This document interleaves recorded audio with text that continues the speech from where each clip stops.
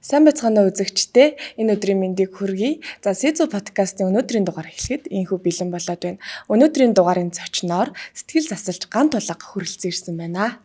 За тэгэхээр өнөөдөр хоёлаа эхлээд юун төрөнд одоо яг сэтгэл зүйч гэж хин юм бэ? Сэтгэл зүйн засал, одоо сэтгэл зүйн зөвлөгөө хэрхэн явагддаг талаар үзэгчдээ эхний мэдлийг бол олох нь зүйтэй байх гэж бодож байна. За сэтгэл засалч гэдэг нэр томьёо бол одоо сэтгцэн эрүүл мэндийн тухай хуулинд бол байж идэг. За ер нь бол анагаах ухааны сургууль хүний их хэмжээ мэргэжлэр суралцж төгсөөд 2 жилийн хугацаанд сэтгцэн эмгэг судлаач гээд резидентээр сураад дараа нь эзэмшдэг юм төрөлжсөн мэргэжил байгаа юм. Тэгэхээр сэтгэл засалч гэдэг хүн бол ер нь бол эмч хүн гэж ойлгож болно. Тэр дундаа сэтгцэн эмч. За сэтгэл зүйч гэдэг маань бол бас олон төрлөөр бэлтгэгддэг тийм ээ. Яг тэдний суурь бол яг анагаахын одоо суурь бол байхгүй. Боловсролын гэх мэт ингээд олон сургуульд бэлтгэгдэж байгаа. За дээрэс нь ер нь нэг хүн дээр ажиллах ер нь багийн гишүүд гэж ойлгож байна. Тийм ээ. За одоо нэг юм үйл ажиллагаа явуулдаг одоо сэтгцэн эрүүл мэндийн төв байлаа гэж бодоход тэнд бол яах нь ер нь сэтгэл засалж эмч магадгүй одоо донтолтын чиглэлээр хүн авдаг бол дондох эмгэг судлаар мэргэжсэн хүн, сэтгэл зүйчид, нийгмийн ажилтнууд, за тэгээд эмчилгээ энэ төр явагдахгүй совилогч, тэгээд нөхөн сэргийлэх мэргэжилтэн гэдэг ийм ялгаатай баггууд нэг хүн дээр ажиллах нь хэрэгцээг нь хангана гэсэн үг.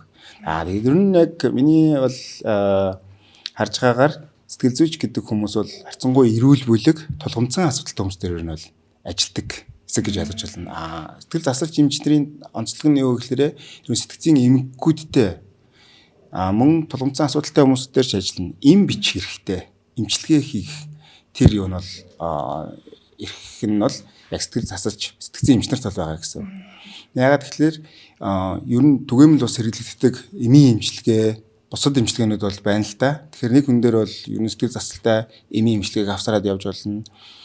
Бусад одоо яах нь тухайн хүний одоо алдагдсан чадварыг нөхөн сэргийхийн тулд сэргийн засахын чиглэлийн мэргэжлүүд хүртэл ажилдаг ийм гэж ойлгож байна. Тэгэхээр сэтгэл засалч эмчийн ажиллах хүрээ бол ер нь одоо арай өргөн хүрээнд ажиллах боломжтой гэж ойлгож байна. Эрүүл тулгымцсан асуудалтай эмгэгтэй хүмүүс дээр.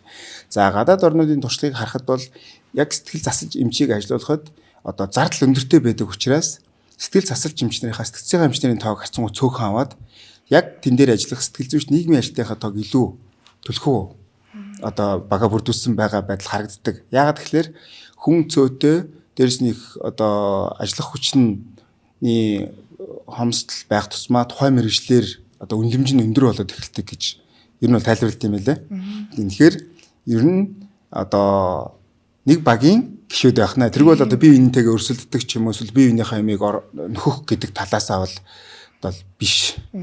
За тэгэхээр мэдээж хэрэг сэтгэл зүй гэдэг бол яг сүүлийн үед л Монголд илүү давмгаа орж ирлээ. Сургууль болгон бол сэтгэл зүйч нартай болж байна. За төвүүд бас илүү их нэмэгдэж байна тий. За тэгэхээр яг сэтгэл зүйн зөвлөгөө засалд одоо ингээд хүн одоо өөрөө яг биеийн асуудалтай юм шүү. Би юм эмгэгтэй ч юм уу тий. Би хин нэгнээс тусламж хүсэж байна гэснээр мдээгүй байхад нь одоо гэр бүл найз нөхдөний шууд ингээд зөвлөгөө засалт аваачвал тэр хэр үр дүнтэй зөвлөгөө болох болоо. Яг дондох эмгийн практикт болохоор би бол асуудалтай болчихжээ. Одоо би эмчлүүлээ. Одоо явъя манайхаа.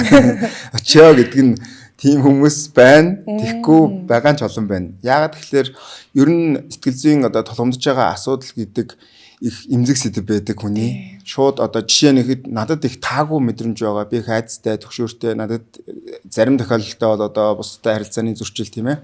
Олон асуудлууд гэдэг маань тийм ил яриад байхад бас зарим тохиолдолд одоо тий өөрөө нуудаг бах тий. Тэгээд эхлээд өөрөө аргалчих гад тэр чинь үзэн тийм ээ. За тэгэнгүүт нэг бяцлал дээр нэг очиж үзэн ингээл за нэг ном уншуулж үзэн гээл тий. Ингээл нэг амралтанд явж үзэн гээл ингээл нэлээд олон талаар ингээд үздэг.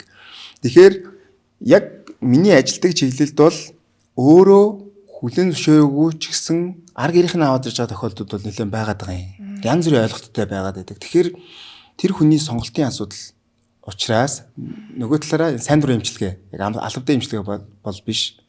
Гэр бүл нь аваад ирлээ гэхэд тэдэртээ эхлээд гэр бүлтэй нь уулзна. За яг зөвлөгөө авах шаардлагатай хүнтэйгээ уулзна. Бөөнд нь уулзна. За тэгээд за та бүхэн маань хоорондоо ярьж хөөрөөд шийдвэрээ гаргаад эмчилгээнд ороод явъя гэх юм бол энэ бол хамаагүй одоо асуудалгүй гэж ойлгож байна. Тэгэхээр тэр хүнийг хүлээн зөвшөөрөөд би ер нь зөвлөгөө авъя гэдэг чиглүүлэх тэр уулзалтыг бол одоо тийм motivational interview гэж яддаг байхгүй юу? Сэтэлжүүлэх ярилцлага гэсэн үг. Тухайн хүн маань яг мэргэжлийн хүн биш учраас яг асуудал нь хаана байгаа юм гэдэг магадгүй ойлгоогүй. Эсвэл өөрөө асуудалтай болцсон хэрнээ гайгүй гэж бодоод байгаа юм уу? Эсвэл маш их асуудал орсон гэж бодож байгаа нь хэрцгүү тулгымцсан асуудлын хүрээнд байгаа юм уу гэдгийг тайлбарлуул чиглүүлэх нь бол тухайн мэргэжлийн хүний бас чадварын нэг гэж ойлгож байна. Ямар нэгэн асуудал ер нь ингээд яг зөвлөгөө авж байгаа хүмүүсийг анзаарахад бол нэлээд тийм хүндэрсэн байгаа төвшөнтэй. Одоо жишээ нь мөрөдө тоглоомоос болоод асуудал явсаар гэр бүл салах хэмжээнд хүрээд ирэх үед л одоо хандж байгаа тохиолдол. Эсвэл үр ширнийх нь хэмжээ ихээхэн одоо их үр ширэнд орчоод ч юм уу гэд. Тэгэхээр тэр ухаарлын цэг буюу тэр яг хүлээн зөвшөөрж байгаа цэг нь хүн болгонд бол харилцан адилгүй байгаад байгаа. Ер нь асуудал харьцангуй эрт үедээ тухайн хүлээн зөвшөөрөөд анзаараад мэргэжлийн хүнд хандна гэдэг бол аль талтай их давуу талтай гэж байна. Тэгэхээр ч одоо миний ажил чинь ингээд маш хариуцлагатай. Нэгсэндээ бол тийм ээ одоо 3 хүүхэдтэй ажил амьдрал нь тогтоод орон байрныхаа асуудлыг шийдээд сайхан явж байгаа гэр бүл дээр үүссэн асуудал энэ дээр би ажиллаж чадах юм бол тухайн гэр бүл бүрэн бүтэн үлдэнэ. Хэрвээ би ажиллаж чадахгүй бол энэ байдал маань яг гэр бүл салаад явахаар л хэмжээнд. Гэхдээ мэргэжлийн хүн тэднийг 100% одоо шийдвэрлэх энэ төр боломж болцсон бол багтаа байдаг гэж ойлгож байна. Тэгээд яг энэ засалд би үнэхээр одоо явах хүсэлгүй байна. Энэ би ямааргүй байна гэж байгаа хүнийг бол за ойлголоо. Гэхдээ та хэрвээ мэргэжлийн хүний тусламж хэрэгтэй гэж бодсон хизээ нэгэн цагт бодох юм бол би бол танд туслахад бол бэлэн. Би донтолтын чиглэлээр мэргэжсэн хүн байна гэдгээ хэлээд явуулдаг байхгүй юу? За тэгэхээр одоо донтолтонд өртсөн хойноо ч юм уу те. За эсвэл тэрнээс урьдчилан сэргийлээд зөвлөгөө засалт орох нь зөв юм болов уу? Яг хэрхэн урьдчилан сэргийлэх ёстой юм болоо? Тухайн асуудлын талаар их үнэн зөв ойлголттой байх их чухал. Ер нь энэ тоглоом гэдэг зүйл тийм ээ. Эсвэл яг энэ одоо би өөрийнхөө яг чиглэлийг барьж ярих гэдэг л да тийм ээ. Энэ мөрөдө тоглоом гэдэг зүйл архины хэрэглээ гэдэг чинь ямар асуудлыг үүсгэж болох юм бэ? Би ямар хуу төвчний одоо хэрэглээтэй байхад эрсдэл багтаа гэж үзэх юм бэ? Ер нь хэрэглээд байж болох юм уу? Ер нь хэрэглээд дэмий юм уу энэ төр гэдэг талаар ойлголт байх хэрэгтэй байдаг. За хоёрдугаар гэх юм бол ер нь өөрийгөө бас их анзаарч явах хэрэгтэй хүн. Би хэвийн өдөр тутмынхаа ажлыг хэвийн явуулах тийм боломж олцсоноо тэр байна. Би ажил дээр хэрэг агцтай байгаа вэ тийм ээ? Миний сэтгэл санаа ер нь ямар хөө байгаа вэ гэдгийг анзаарч явах хэрэгтэй. Хоёрдугаар гэвэл дэрэгдэн байгаа хүмүүс бас ер нь тэр талыг анзаардаг л та. Анзаардаг. Тэгэхээр одоо жишээ нь миний одоо ажиллаж байсан сэтгцэн эрүүлийн үндэсний хөв дээр 1800 2000 гэдэг утас байгаа юм. Энэ утас бол олон хүмүүс их мэдээсээ бас зөвлөм чиглэл аваасаа гэж боддог баггүй юу? Яагаад гэвэл тэн дээр 24 цагаар яг сэтгцэн эмчнэр ажиллаж байдаг. Тэгэд өөртөө нэг л тийм болох байгаа ч юм уу те эргэлзээтэй эсвэл хэцүү санагдаж байгаа. Эсвэл ойр дотны хин нэгнэнд нь асуудал байгаа хүмүүс бол ерөөсөө л утасаар залгаал чиглэл аваад мэргэжлийн үнээс чиглэл авна гэдэг бол маш хурдан шаардлагатай тусламж руу орох. Эсвэл яг хаашаа хандах юм бэ гэдэг одоо тэр чиглэлийг авах. Тэгэхээр хүмүүс яадаг вэ гэхээр за нэг засал хийдэг хүн дээр зөвлөгөө өгдөг хүн дээр нэг очих хэрэгтэй байгаа гэсэн бодолтой маш удаан хугацаанд явсан тохиолдол байдаг. Би одоо бараг л жилийн өмнө бодож ирсэн. Тэгээд нэг ингээд талбагдах гээд очсон чинь одоо цаг нь зөрсөн тий. Ингэсэн чинь би гадагшаа явах болоод гэл ингээд яваад байдаг. Тэгэхээр яг тэр мэргэжлийн хүн дээр очих зам чинь бол ингээд юм аюу урт байгаад байгаа байхгүй юу? Урт байгаад байгаа тийм маш их тийм нэг бол багтааг туулаад тийм. Тэгээд энэ нь бол нэг замын төвжирэл мөгжирэл гэхээсээ илүүтэй тэр сэтгэл зүйн хориг тиймнүүд байгаад байгаа. Хүмүүс юу гэж бодох бол тий. Одоо аав ээж намайг ингээд зөвлөгөө авъя гэвэл одоо намайг одоо болохоо байцсан гэдэг имлэг твтүүлж гэж боддөг юм уу тийм ээ. Эсвэл яах нь би энэ одоо тоглоом тоглоод байгаа асуудлаа энэ одоо мансууруулах байцсны хэрэглэгдсэн байдлаа гिचвэл бүгд намайг одоо буруугаар ойлгох болоо надад хэн ч итгэхэ болж болоо ч гэдэм үү гэдэг юм маш олон эргэлзээнүүд байгаад байдаг. Тэгэд яагаад мэргэжлийн хүнд шууд очих хийг ингээд зааж өгж байгаа юу гэхээр нэгдүгüүрт бол таны мэдээлэл маш сайн ууслагдана. Та зориод очиж байгаа бол одоо шинэ миний үзлэг хийдэг өрөө тийм ээ. Цахимөр идэ тоглоом донцсон хүний үздэг өрөө гэж хаягэрээс ээдэггүй байхгүй юу. Тэгээд энэ одоо яг юу сургуульд орд юм уу? Уулзалт хийд юм уу? Ямар өрөө ингэдэг нь тийм одоо тодорхой бол биш байдаг. Яагаад тэгэхээр үйлчлүүлэгчийн аюулгүй байдлыг хоёрдугаар нөгөө өөрийнхөө бодсноор болгочих гээд яваад нь штэ. За гэр бүлийнхэн ч гэсэн өөрсдийнхөө. Тэгэхээр энэ явж байгаа чинь таны одоо цаг завыг бас өрнө, мөнгө төргийт нь өрнө. Тэгээд хугацаа алдах энэ төр одоо асуудлууд гарч ирэх тэр байдлыг чинь багасгаж өгөх давуу талтай юм аа тийм ээ. Тийм болохоор бол ер нь миний бодож байгаа хүний амьдралд маш чухал хэрэгтэй байгаа зүйлийг хүн бол маш сайн чаддаг. Хүндээ нь очиод хандаад төлбөр мөнгөө хийгээд тийм үү үйлчлэгээ авчих нь зөвхөн сэтгэл зүй дээр бол биш. Одоо надад тулгамдж байгаа ямар асуудал байна гэдгээ сайн тодорхойлоод тэгэх нь их тийм оновчтой байдаг, үр дүнтэй байдаг гэж ойлгож байна. Магадгүй яг алдахгүй байна тий. Одоо 1-2 удаагийн уулзалтаар хүртэл шийдвэрлэгдэх боломжтой асуудууд байгаа шүү дээ. Зөвхөн би ингэ сонирхоод ингэ тоглоод утсан сүүлийн үед надад нэг ийм нэг тоглоход их зүгээр ч юм уу санагдаад байгаа. Тэгээ би ингээд ер нь энэ ч нас яваад миний зүгээр таньдаг хүний сонсоход сайхан одоо ажилласаа гарсан байлээ. Тэгэл тэр чинь яг нэг тоглоод явсан нь муугаад байсантай холбоотой юм байлээ шүү дээ. Гэл ирж байгаа хүн дээр бол тэр олоодаг бол шаардлагагүй. Яг чиглүүлэл зөвлөгөөг нөгөөл өөртөө ярилцаад тэгээд энэ одоо ойлголтын зөрүүг нь арилгаад өчтөл тэр хүн өөрөө өөрийнхөө асуудлыг ойлгоод явчихна гэсэн үг. За тэгэхээр талбартаа маш удаан бас тэгээд яг донтолтоор мэрэгжсэн хүний хувьд өөрт нь бас тохиолдож исэн магадгүй хамгийн хүнд кейсээсээ хуваалцвал тий. Окей. Нууцлалыг нь хадгалаад за ер нь нэг хүний хобби гэж байдаг шүү дээ тий. Одоо та ингээд одоо сэтгэл зүйн салбарыг сонирхоо телевизэд ингээд ороод энэ мэрэгжлийг эзэмшээд явж байгаа. Тэрнтэй адилхан яг анагаахын шинжилгээ ухааны үндэсний сургууль 6 жил сурахад бол хүний одоо хөлийн улнаас тийм ээ орой хүртэл ингээд судлаад за тэр дотроо би багасаа л ер нь тархийг уурга тарих юм одоо цээж тогтоох энэ ер нь тарих яаж ажиллах юм бол гэдэг сэтгэл зүй оюун санаа гэдэг талбар нь нэлийн сонирхолтой байсан. Тэгээ сэтгцэн эрүүлэндийг бол сонгосон. Одоо бол ингээд сонгодог оюут одоо төгсөөд тийм ээ одоо эмчнэрийн тоо нэмэгдээд явж байгаа. Цөөхөн хүн ишээ орж суралцдаг байсан, мэрэгчдэг байсан. За тэгэл яг л архины асуудалтай хүмүүстэй ажиллаад эхэлсэн. Тэгэл нэг резидентээ хийгээд одоо нэг тасаг дээр 1 сар 2 сар ажиллаад ингээд бүх тасгуудаар нь ингээд тойроод клиникээр тойроод ажилладаг. Тэгэл тасаг клиник болгонд очиход яг энэ архины шалтгаантай сэтгцэн янз бүрийн өөрчлөлт өгсөн хүмүүс орж ирдэг. Тэгээ би тэдний нэг дуртай хүлээж авдаг.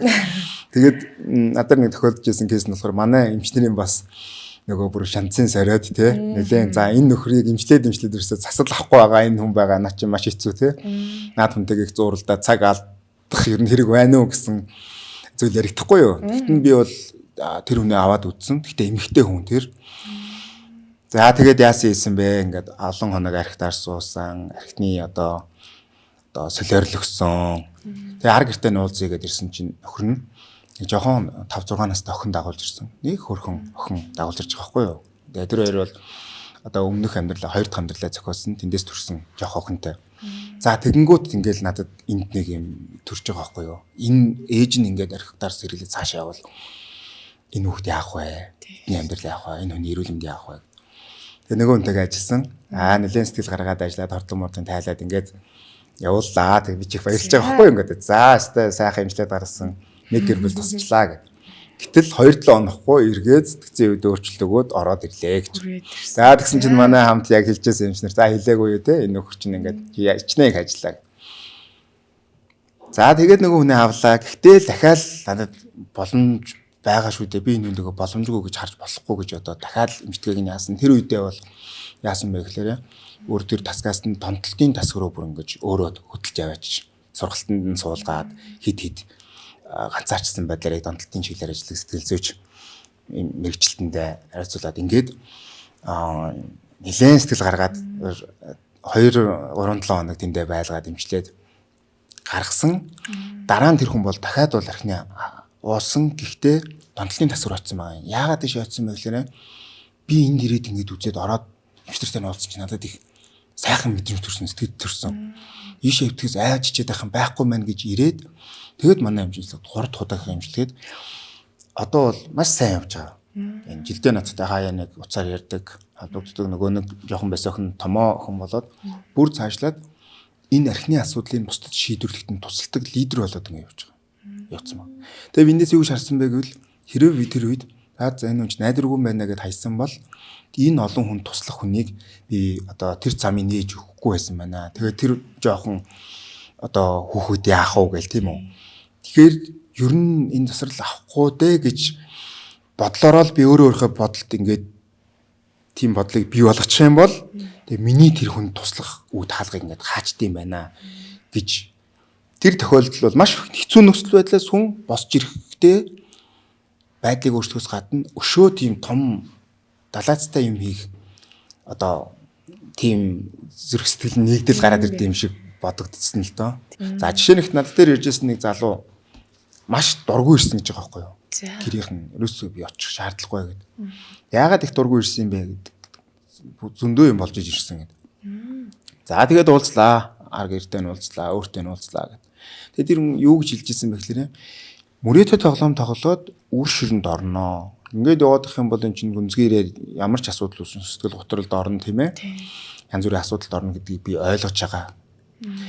Энэ үгийг би хэн нэгэнд мөнгө төгөлж хэлүүлж яах юм гэсэн тийм ойлголттой байхгүй юу. Нэгсэндээ бол мэргэжлийн өндөр очих үед ингээд за мөрөдөө тоглоом тоглож болохгүй эн чинь донтолд үүсгдэг. Заваараа одоо чи донтох юм ихтэй болсон байна. Дахиад битгий тоглоорой. Үр ширэнд орно ингээд явбал гэр бүлгүй болно гэдэг юмыг л хэлэх байх гэж бодож ирж байгаа байхгүй юу. Тэгэл бидний санд болгож байгаа амжилтгаа дэлхийд дахинд хэрэгэлдэг 12 алтан хөтөлбөр гэж үүдээ. Миннесота амжилтгаа гэдэг хамгийн өргөн дарахсан хэлбэр нь бол архины асуудал дээр одоо хэрэглэгддэг. Тийм ансуурал дээр хэрэглэгддэг. Мөрөдөө тоглоом дээр хэрэгжилж болдог. Үндсэн цаад суур ойлголт нь бол загвар нь бол нэг байхгүй юу. Тэгээд эхний хичээл дээр жишээ нь би ер нь яагаад энд ирэх болвоо гэдэг ийм нэртэй юм шатлсан хичээлүүд ороод байна. Нэг гэдэг нэг шатан дээр. Тэгээ нэг хүүхэд юм дахиад яваад 12 удаагийн уулз дуусгаад тэр одоо гарын авлагыг одоо үзээд дуусчих гэсэн. Тэгээд тэн дээр юу багтдаг вэ гэхээр анхны алхам, одоо үүсгэл тийм ээ, гэр бүл, мэдрэмж, өөрөө өөртөөгөө ажиллах, тийм ээ, өөрийгөө ойлгох гэх мэт 12 сэдвийн хүрээнд ярилцахдаа тэр хүний дотоод сэтгэлд үүсэж байгаа бүх юм руу нарийн орж өгөөд дээрэс нь мэрэгжлийн хүний давуу тал юу вэ гэхээр тэр болгон дээр ингээд тайлбар зүйлтэлж өгөөд яваад байдаг. Хоёрдугаар тухайн хүний асуудалтай их асуудал руу чиглэсэн байдлаар тэр одоо бид нар дээр ирээд явж байгаа хүмүүс бол одоо ганцаарчлал явж байна л та. Бүлэг авч болдог, ганцаарчлал явж болдог. Тэгээд 2 3 удаагийн уулзтаа хийсний дараа энэ чинь цаана юм нарийн юмнууд яригддаг юм байна. Зүгээр л нэг болохгүй одоо энэс хол байгаарэ гэж хэлдэг зүйл биш юм байна. Энэ дотор бодогдоод байсан маш их зүйлүүд ингээд эмчтэйг ингээд ярилцаад ингээд миний нойр сайжраад эхэлж байна.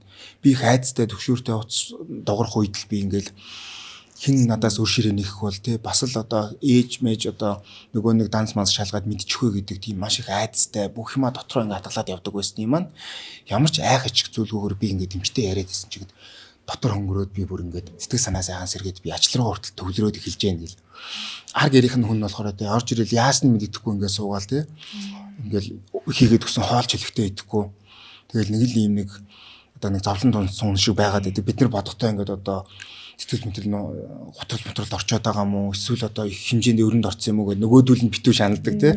Тэнгүүд яг ямар нөхцөл байгаа юм бэ гэдэг эхлийн цэгээ тодорхойлол үр шир одоо бүгдийг хэлсэн юм уу нууц мууц юм байгаа юм уу болж игэл энийг ил гаргаад эхлэе гээл тэгэл эндээс эхлээл имчтэй яваад эхлэх үед одоо байдал хамаагүй дээр ирдэг. Гэхдээ мөрөөдө тоглоом дээр заавар ширэнд орлоо, тоглоом тоглолоо, баригдлаа. Заастаа хамаг амлалтуудаа өглөө тийм ээ. Би өстэй атаа гаргасан бэ. Би өстэй дахиж хизээж тоглохгүй өстэй маш их зүйл ойлгож ухаарлаа. Өөр ширийн дарлаа. Нэг хэсэг хугацаанд тийм ээ. Одоо айтайхан явлаа. Тэгээ явж идэл ялангуяа одоо тоглох тэр дурн өссөн байсан хүмүүс чинь бол янз бүрийн байдлаар бодож эхэлдэг тий. За би бол анх тоглохдоо бол арай жоохон гимтсэн шүү дээ тий. Гиндээд би нэг тоглолцсон шүү дээ.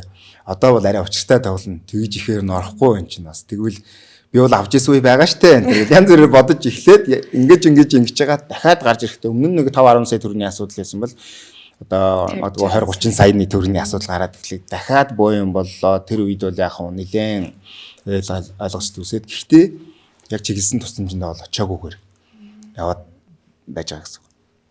Ийм байдлаар ингээд цаашаа яваад ах тусам тэр хүнд итгэх хүн нэгч байхгүй болчихдог. бүх юмд нь ерөөс итгэхгүй. Бодлоо Одоо би ингээд нэг ярьж ийм ажил байна тийм ээ. Ажил байна. Нэг хөсөлчөд ирьяа энэ гэхэд. Намаач юм болгоч. Наа чин тоглож. Бүр өстөн гэсэн. Бүр баг юм яг камер шиг дагаад баг шахуу явж байгаа тийм ээ. Тэгэхээр нөгөө нэг олон удаа ингээд итгэлийг алдаад ингэсэн учраас бол маш хэцүү байдалд оруулчихдаг. Тэгэхээр эмчтэнд яваад эхлэх үед бол бид нар юу хэлдэг вэ гэхээр за бүгдээрээ энэ удаагийн онолцлого бол агуулгын хувьд бол жоохон ялгаатай шүү. Зүгээр нэг амлалт өгч байгаа гэсэн үг биш ээ. Би энэ үнээр нэлээд ажиллана. 12 удаа уулзна. 7 хоногт 2-оос 3 удаа уулзахад би энэ үндэж марав 45-аас 50 хоног хамт байна. Уулзах болгондоо би энэ чинь ингээд эмчтгээ яваад байгаа учраас та бүхэн ийм дэмжлэг үзүүлэх хэрэгтэй байна. Ийм зүйл дээр нь анхаарал тавих хэрэгтэй байна. Шаардлагуудаа ингэж тавих хэрэгтэй байна гэдэг зааг ялгааг нь хэлээд өгчдөг. Тэгэл зүгээр л нэг өстой итгэж болохгүй нөхөр гэдэг байдлаар хандах биш. За бид нар ийм байдлаар тийм ээ одоо эмчилгээнд явахад бид нар дэмжлэг үзүүлье тийм ээ. Ажлынхаа энэ хэсгийг ингээд өөрчлөе гэж энэ дээр нас дэмжлэг үзүүлье. За тэгээд найз нөхдөйгөө гараад энэ нөхөрчин бас явдаг энэ хэсэг дээр нисэх хугацаанд бол хязгаарлалт тавьж гэдэг юм уу.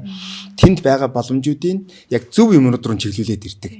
Гэтэл яг одоо мансуурал дээр ч адилхан, донтол дээр ч адилхан одоо ингээд бүгэн бужигнчиж байгаа байхгүй гэр бүлүүд. Тэгэл ерөөсөө би нэгэ боруудах нь хэрүүл маргаан гарна тийм ээ. Одоо зарим нь бараг л тангар тасарна, зодон цохион дээрээ тулаад өстой шүүх цагтаа болоод явж байгаа байхгүй. Тэгэнгүүт мэрэгжлийн үеирэнгүүд тэнд байгаа боломж нөөцүүдийн зөв хуваарлж өгдөг. Тэгээд нөгөө нөхөрч нь бол өстой гаднаасааш баахан дарамтанд орсон өөрөө өөрийгөөч баахан дарамтлсан нэг яахаа мэдгүй болсон нэг хүн байгааг ядаж нэг бүтэн сонсох ойлгох хүн бол мэрэгжлийн хүн байдаг. Тэгээд гол юм руу чиглээд ингээд эхлэхээр байдал бага багаар нь хамжаад тэгээд тэр гэр бүл ингээд докторжоод нөгөө нэг өр ширээ тоглоом тоглож гэдгээр биш яах нь өөрт байгаа тэр ажлынхаа цалингаас баг хамаагүй төлөөд явъя. Тэргүй бол тэр чинь ингээд бүр юм төсгөл рүү ангаал руу яваад байгаа байхгүй шүү дээ. Тэгээд би нэг ингэж л алдсан гэж олно гэдэг зүйл чинь яваад тэгээ хүн бол за гэд үнэнтэйгээ бас нүүр дулаад хүлэн зөвшөөрөд ирэхлэхийн алдад мэрэгжлийн үнэтэй маш сайн хамтраа явждаг байхгүй юу. Тэгэхээр бас нэг ийм асуулт төрлөө л дөө. Донтолонд өртсөн одоо хүнийг бол яг ийм хүн аз жаргалтай байгаа зүйлдээ донтдог гэж хүмүүс бодоод байдаг тий. Одоо тэгэхээр ингээ харахаар архинд донтсон ч юм уу. Масууруулах бойц одоо захим юу гэдэг юмд донтсон хүнийг харахаар нэг тийм аз жаргалтай байгаад байгаа юм шиг харагддаг байхгүй юу. Тэгсэрнээсээ хүмүүс болохоор ярихдаа наа чи ингээл дурандаа айгу гоё байгаа болохоор наа үн чинь хийгээд байгаа юм гэж ирээд идэв. Тэгэхээр энэ дэр одоо юу? За эмгэгийн төвшөнд нь би ингээ тайлбарлая.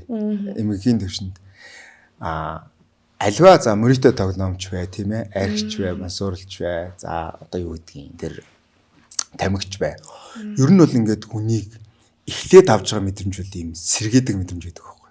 Ер нь хүнийг ингэж нэг ийм одоо юу гэдгийг энгийн жишээн дээр л авъя л та тийм ээ. За ингээд байгууллагаараа шинэ жилээ тэмдэглэлээ нэг шампансаг уудуулаад ингээд сайхан нэг гантэ шампансаг уучих ингээд нэг ийм гоё тайсан дээр гарч бүжиглэхгүйсэн хүн чинь бүжиглэлтэй гэдэг нэг өөртөө байх сэтгэл санаа нь хөөрөөл те. Тэгэл өнгөрсөн айтайхан байсан дараа жилийн он ерөнхийдөө бол ингээд те бүх юм сэтгэл хүрэх юм шиг гэсэн ийм мэдрэмж төрөөд яг таны хэлдгээр их гахаа ажилласан байна л та. Гэтэл ингээд архинд ороод ингээд орцсон байгаа хүнийг харахад бол гудамжинд нэг сайхан инээгээд ч юм уу явж байгаа юм байдаггүй шүү дээ. Тэгэнгүүт энэ дондох эмгэгийн эхний үед бол энэ хай мэдрэмж буюу сэргээх тэр хүнд их кайф өгдөг мэдрэмж нь явж хагаад сүүл рүү тэр мэдрэмж нь их бага болоод эхэлдэг.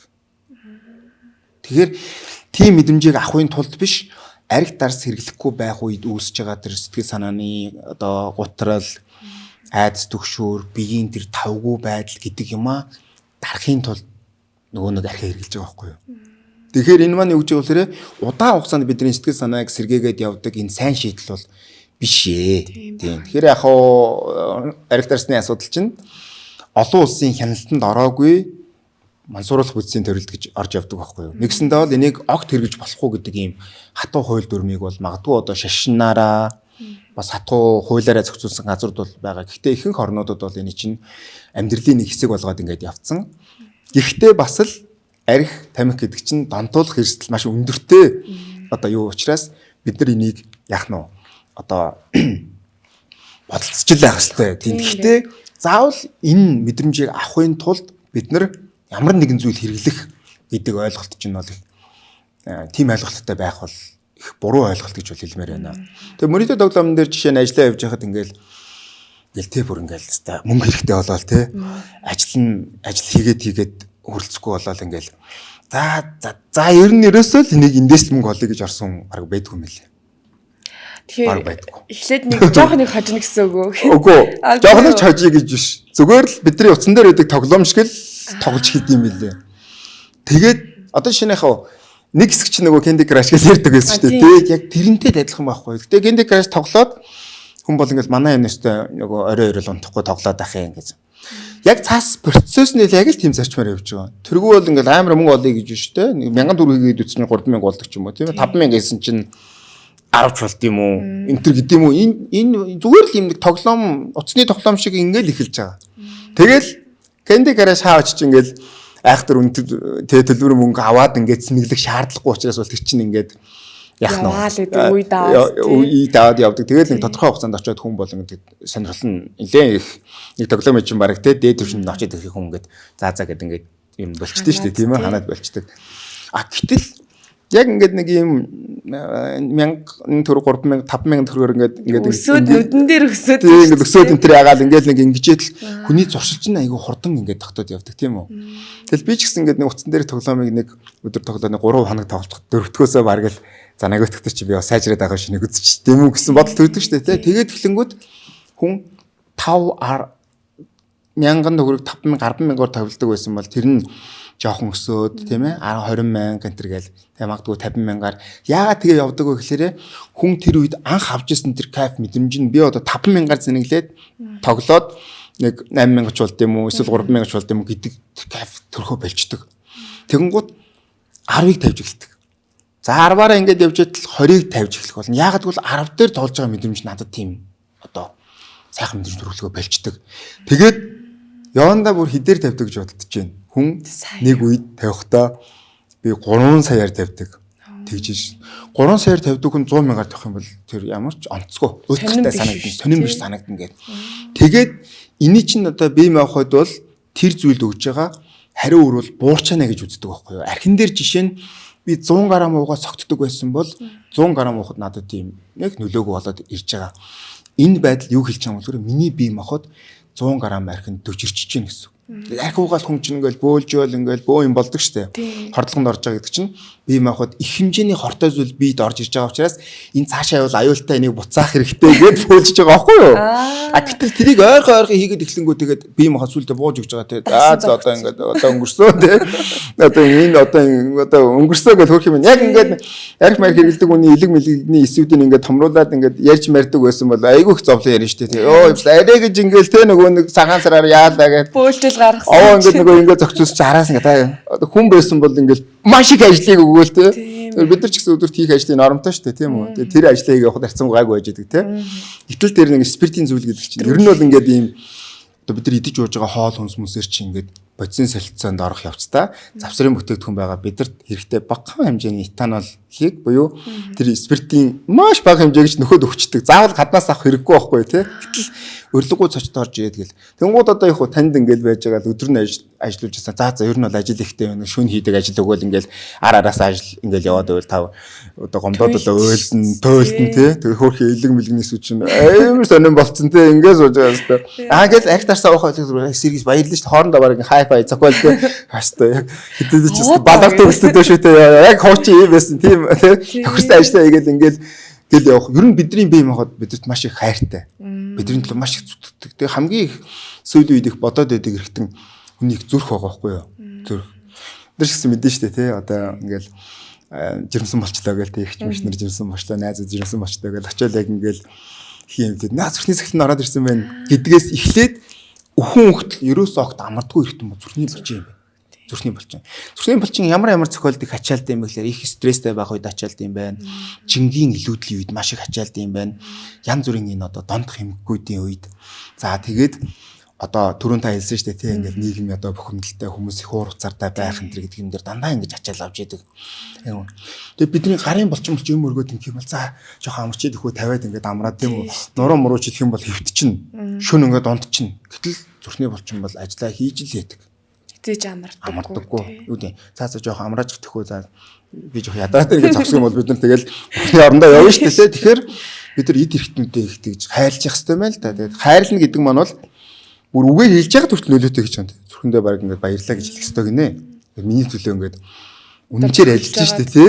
Тэгээд энэ амьдралыг бэлгэлсэн одоо эцэг ихтэй тэгэл одоо юу гэдгийг хүн одоо шүтэд мөрөгддөг юм да. Тэгэхээр энэ бидний бие махбодны чинь 70% шингэн төлөвт байна. Уснаас тогтож байна гэдэг чинь сайхан үгийг хүн өөртөө хэлж сайхан бодлыг өөртөө бодох юм бол бидний бие эрхтнүүд маш их сэргэж ирнэ. Тэг хүн сэтгэл санаагаа сайхан бахаар залуу байдаг гэж. Тарьсандаа хүртэл талархах хэрэгтэй байх нь шүү дээ. Энд чинь амьд юм байна гэл тий. Тэгэхээр бид нар ер нь өөрийгөө тэгж магтаж, өөртөө баярлж, өөрийгөө сайхан амраах энэ чиглэл рүү аяллуудыг их сайн чөлөөтэй би хийгээсэй гэж бодож байгаа байхгүй юу. Хүний сэтгэл зүй гэж юу гэдэг юм бэ гэдгийг сонирхож тийм ээ. Эрүүл байхын тулд яагаад заавал алхах хэрэгтэй гэдэг юм. Яагаад унтаж амраад энийг сонирхъя судлаа. Зөндөө бичсэн материалууд байгаа тийм үү. Ингээд эхлэх юм бол бид нар их тийм кайфтай, их сайхан мэдрэмжтэй амьдрах боломж бол бидэнд байгаа. Тэгээ би нэг хэсэг ингээд нөгөө ажил гэж хит их ингэж улаач яваад бас жоохон тойширч явсан юм байна лээ гэж боддог. Тэгэхээр бидэрт бол амрах цаг байх хэрэгтэй. Яагаад амрах хэрэгтэй гэж чинь залхуураад хөвтөж байгаатай биш. Яг тэр ажилласаа өөр зүйл хийгээд би дандаа өдөржин сууж ажил хийдэг бол магадгүй ууланд алхдаг хүмүүстэй тийм ээ. Тэгээ яадгийн ийм итгэвтэй байдал руу ороод ирэнгүүт бидний нөгөө аз жаргалыг мэдрэх тэр мэдрэмжүүд нь эргээ сэрэгдэг байна. Сэрэгдэг. Тэгээд одоо хөдөө мөдөө томилтоор яваад нэг хэд хоног яваад тий завсарт нэг сайхан одоо аршаа машинтай газар очиод амраад нэг 2 3 өдөр агаартай жаад ирэх үед бид нар ингээд ийм нэг гоё болоод ирдэг шүү дээ тий. Иймэрхүү байдлаар бид нар энэ бие махбодыг сүүлийн үед би машин тех зөвлөх дуртай болоод хүний биеийг яагаад их адилхан бэ гэхээр машин аваад бид нар тэр машиныг ингээд гамтай идлүүл удаан унана тийм ээ гамгүй идлээд байх юм бол тэр машин амархан эвдэрнэ муудна гэж. Бидний бие чинь гэдэг чинь одоо дэлхий дээр байгаа тэр бүх үн цэнтэй машин онгоцоос чинь хамаагүй үнэтэй энэ машинаа бид нар жоохон гамгүй ашиглаад байгаа байхгүй юу? Яг үнэндээ Монгол хүний дундаж насалд эрэгтэй 67 эмэгтэй 77 гэж байгаа. Тэр эрчүүд энэ машинаа 67 жил унж байна. Гэтэл тэрнээс нь цааш унах боломж байна. Бүр явж бүр хэлэх юм бол машиндаа илүү их хайртай, машиндаа илүү үйлчлэг хийгээд, машинаа сайхан амраагаад, тос маслын солиод, арчин зүлгээд тий. Гэтэл энэ их үнэтэй бүр өстой худалдаж авч барамгүй ийм үнэтэй машинаа бол хачаад байгаа байхгүй. Хамаагүй тамиг татж байна. Тий. Одоо машинаар мас тосын солихгүй эсвэл ажилтсан маслаа авчид хийгээд байгаатай ялгаагүй шүү дээ тий чинь. Арх дарс хэрглэж байна. Тэгэнгуутаа нэг амьдралын хэмнээс болоод их чин их тийм ээ. Одоо тэгэл нөгөө хөвлийгээрээ таргалалттай байгаа эрчүүдийг ер нь ингээд харахад зүрхийн ингээд өрөвдөж байгаа байхгүй юу. Тэгээд тэд үүссэн байгаа тэр давхраг болгоны чинь тижээхэр маш их судасжилт үүсдэг. Тэр болгонд чинь эргээд маш их даралт очилж идэг гэдэг ингээд харж байгаа. Тэгээд одоо бол эрүүл мэндийн тухай ярихад сэтгэл санаа сайхан байвал энэ хүн одоо аз жаргалтай байна. Эсвэл бие махбодын аяш нь аваад тий бид нь л өвчнгөө сайхан байна гэж биш. Эн чинь энэ цогц юм а. Ерөөс хооронд нь салгаж авч болохгүй гэдэг. Тэгээ би сая ковидын үеэр амар чин нэмсэн байхгүй юу. Ингээд бүр амар болсон. Бүр суугаад утлаа өдөж чадахгүй хэмжээнд очсон. Тэгээ би тэндээс нэг юмыг ойлгосон. Тэгээ манай ангаах төгссөн манай найз над дээр ингээд одоо өөрөө зөвлөх болоод бид нар хүндчээд мөнгө төлөөд нэг 3 сар явлаа штэ. Очир явдлаа ингээд асуудал шийдэхин тулд. Тэгэнгүүт ингэж байгаа байхгүй юу. Энэ жинхэнэ илүүдэл гэдэг юм чинь тийм ээ. Би болохоор юу гэж бодоод байсан гэхээр хүн одоо манай одоо миний ажиллаж исэн тийм үү сэтгцэн эрүүл мэндийн төвөөрөө одоо сэтгц эрүүл бол бие эрүүл гэж байдаг. Гэсэн үрээтэй. Монгол орд ямар зүйл зүг вэ гэхээр одоо бие эрүүл биед саруул ухаан оршно гэж хэлдэг. Тэнгууд нь би бодоод яг салбраасаа бодоод үгүй наа чин тийм ээ. Саруул ухаантай байж эрүүл биетэй байна гэдэг. Айгу энэ үгийгтэй би ингэж одоо тэрсэлдэхгүй юу тийм Монгол ордын зүр зэцэгтэйгээ. Тэгээ би 95 хил хүртлээр тархалцсныхаа дараа юу ойлгосон бэ гэхээр жингээ ингэж аажмаар хаяад явах үед би маш их жингээ илүүдэлтэй нэг цоглог сэтгэл зүйтэй хоостой гэж жингээ хаяагүй маш их хэцүү нөхцөл байдал жингээ хаяад ирэх үед яг ингээд би ингээд хөнгөрөөд сайхан тийм ээ Тинүү амьсгалдаг. Тинүү амьсгалаад ингээд хөнгөрөөд нөгөө нэг ядарч байсан мэдрэмжүүд багасаад ирэхээ алдаад араас нь сэтгэл зүй маш хүчтэй эсэргэж ирд юм л. Тэгээд би за энэ Монгол хүмүүс бол тий одоо эрүүл бие саруулах хүн оршин гэдгийг яхахгүй хэлсэн юм байна гэдгийг хүлээн зөвшөөрсөн юм да. Мэдээч хэрэг эмгтээчүүд ч гэсэндээ яг тэгдэг штэ. Одоо ингээд жоохон жин нэмэнгүүтээ өөртөө итгэл хамгийн түрүүнд ундаг. Тэнгүүд араас нь стрессдэг, төгшүүрэлдэг. Ер нь хүмүүс намайг юу гэж бодох болоо гэдгээсээ илүү төгшүүрэлдэг болоо гэж бодож байна. Түүнээс гадна бас яг саний арих одоо мансууруулах бодис энэ төр бол хүнийг ийм хүчээр аз жаргалтай болгоод идэм юм тий. Тэнгүүд дондолт бол ийм багаар одоо өөрт хүнд магадгүй мэддэхгүй жижиг алхмуудын процессор явагдаад гинт ангал руу унжт юм болоо гэж би бодлоо. Тэгэхээр аз жаргалыг мэдрэмжийг авах гэсэн сэтэл нь бол зөв бохгүй юу. Хүн чинь мэдээж би сайхан мэдрэмжийг л авах гэж байгаа. Гэхдээ урт хугацаанд найдвартай тэр зүйл таны амьдралд эерэг үр дүнгээ өгсөөр байх уугүй юу гэдэгт л асуудал байгаа юм. Ер нь бол.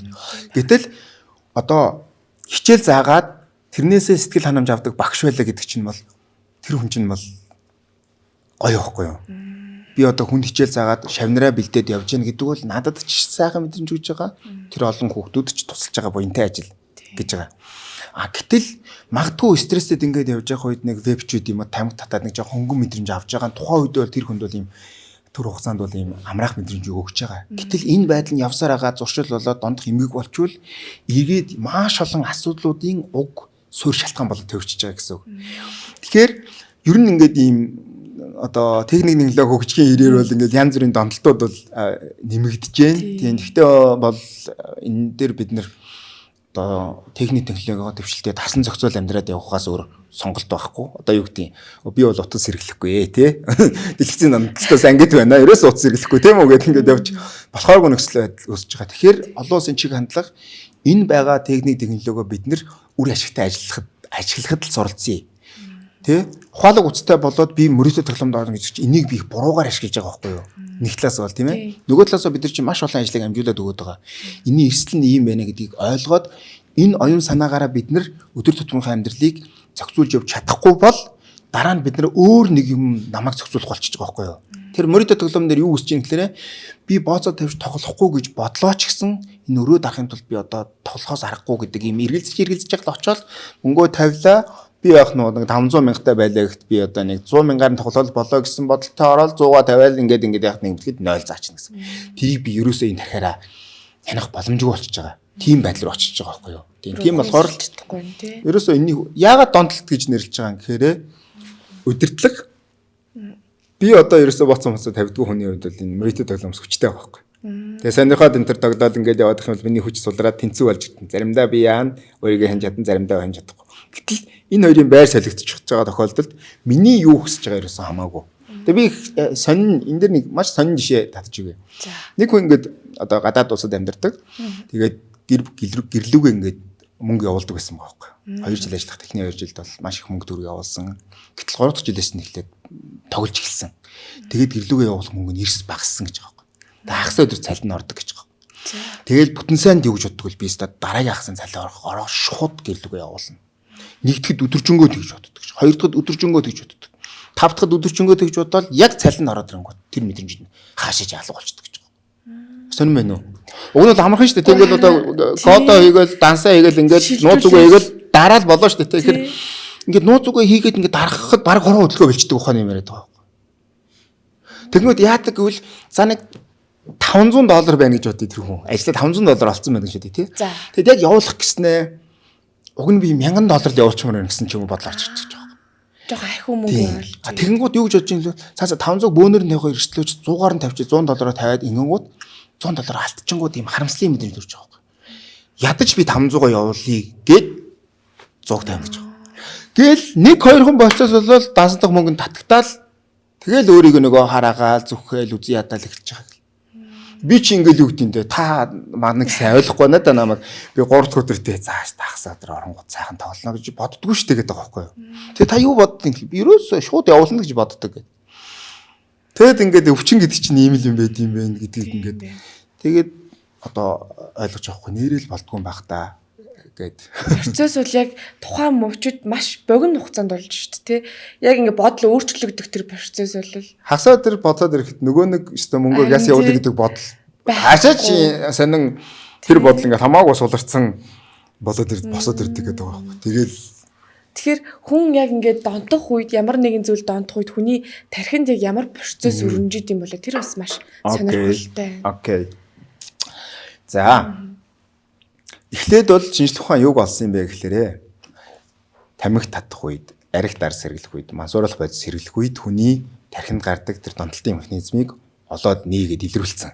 Гэтэл мөрөөдө тоглоом гэдэг зүйл чинь бие рүү гаднаас сороод татаад үнэрлээ тариад хэрэгж байгаа юм ерөөсөй байхгүй шүү дээ. Зан үйлийн өрөөнд үсэж байгаа энэ донтол түрүүнд аясан тийм ээ. Одоо ажлын тий. За тэгээд яадаг вэ?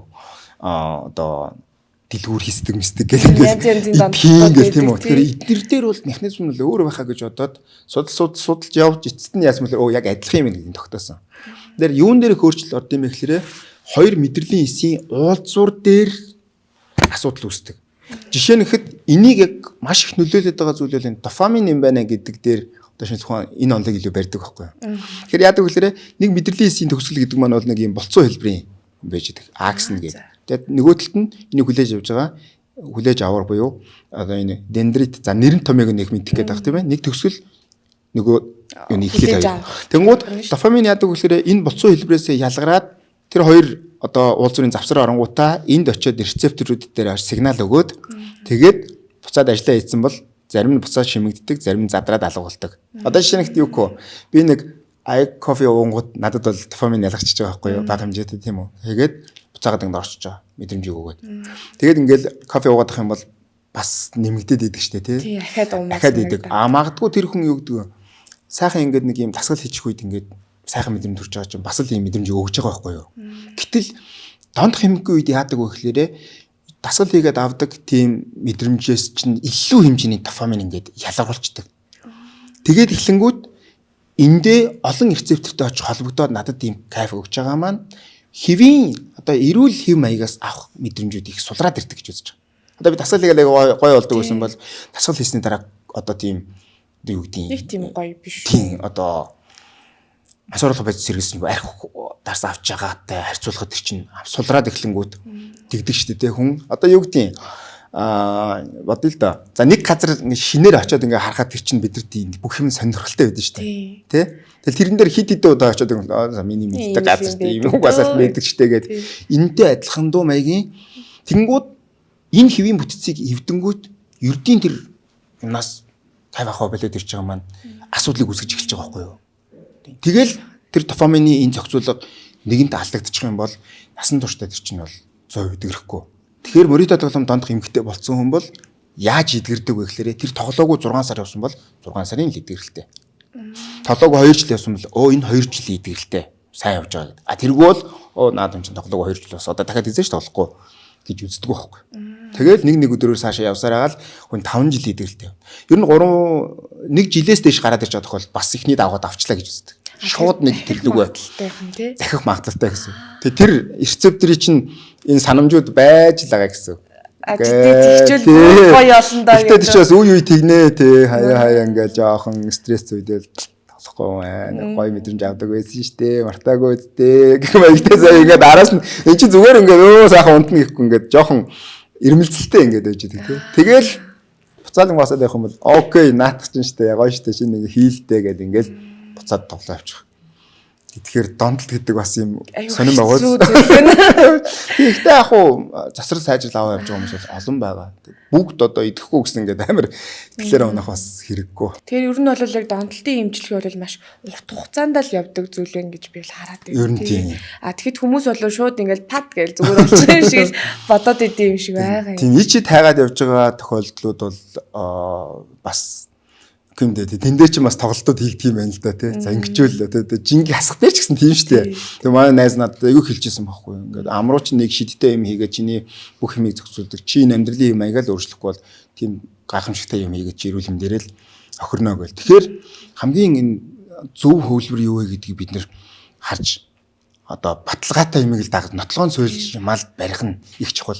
Тэгээ тийм чи тийм байдаг бол одоо бүх асуудлыг ингэ шийдчих байсан байлгүй дээ. Тийм шүү дээ тий.